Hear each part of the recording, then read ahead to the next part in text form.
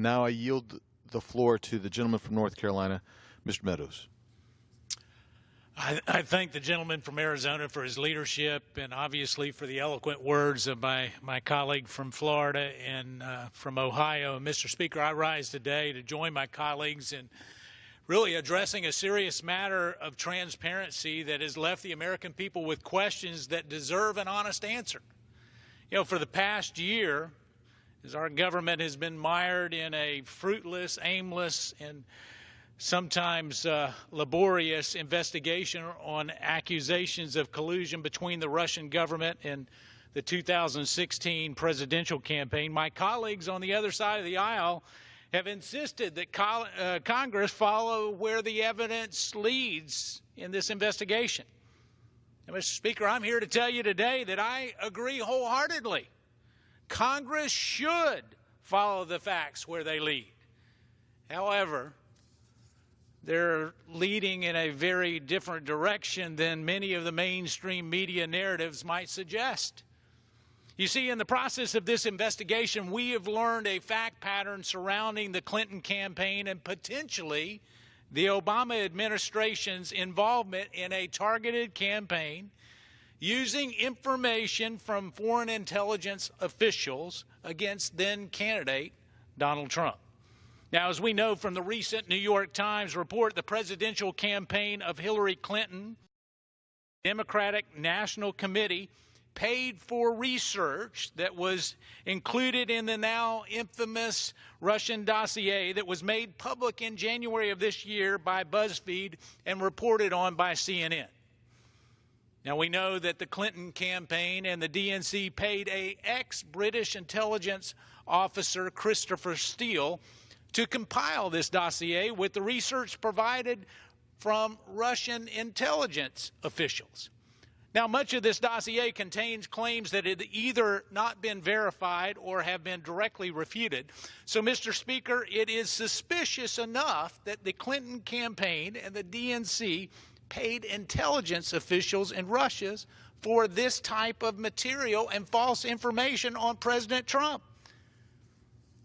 But we were also beginning to see evidence that raises questions about the very way that the Obama Justice Department may have inappropriately involved themselves into this project, both before and after the 2016 presidential campaign.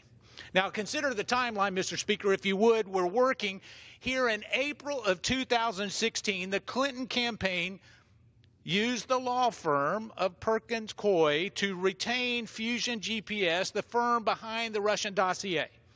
Now, that very same month, in April of 2016, President Obama's campaign began paying more than $900,000 to what law firm? Perkins Coie, the very same firm used by the Clinton campaign in the creation of the dossier.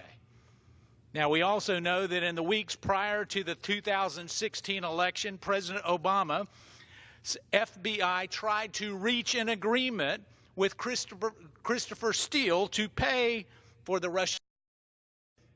And the FBI actually ended up reimbursing some of the dossier expenses. Now, to be clear, the FBI attempted to pay and then reimburse the costs of the Russian dossier that was being orchestrated by the Hillary Clinton presidential campaign. Now, the FBI has refused to answer questions and resisted any transparency on this issue. So going a step further, we now know that on January 6th, President Obama's intelligence officials, led by then Director of the FBI, Director Comey, briefed President-elect Trump on the contents of the dossier.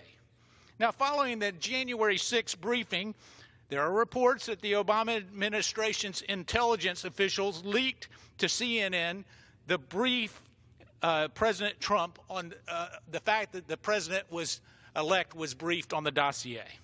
4 days later, on January the 10th, the dossier ended up being published by BuzzFeed. Now, keep in mind, several media outlets had the dossier in hand prior to January 10th, but none of them had printed it since the claims could not be verified.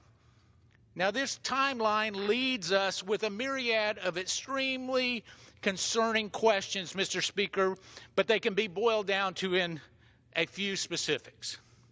Why did President Obama's campaign begin paying almost $1 million to the very same firm that the Clinton campaign used to fund the dossier in the very same month that the Clinton campaign began paying for the dossier?